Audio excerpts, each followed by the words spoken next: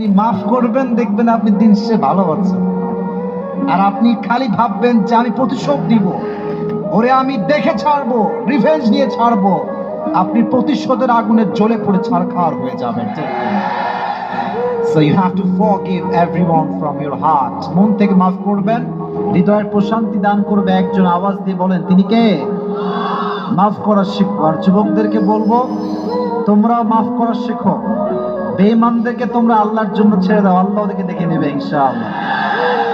যারা প্রতারক, যারা বিশ্বাসঘাতক, যাদের কথা কাজে মিল নাই, এদের সাথে কোনো সম্পর্কের দরকার নাই। এদের জন্য আল্লাহ একাই যথেষ্ট। ঠিক কিনা বলেন যুবকেরা? আমরা তো বড় মনের মানুষ, আমরা তো ব্রড মাইন্ডেড পার্সোনালিটি বিলং করি। আমরা মাফ করে দিব, বাদ বাকি আল্লাহ ভরসা। ঠিক কিনা যুবকেরা?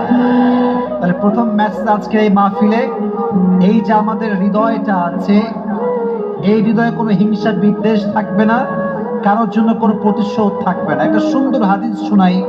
নবীজি বলেছেন, আমার জীবনের সবচেয়ে বড় আমল কি তোমরা জানো? সাহাবা একরাম বলল, ইয়া রাসূলুল্লাহ, বলেন কি আমল যেটা সবচেয়ে বড় আমল? নবীজি বলেন, এটা কোনো তাহাজ্জুদ নয়, এটা কোনো দান নয়।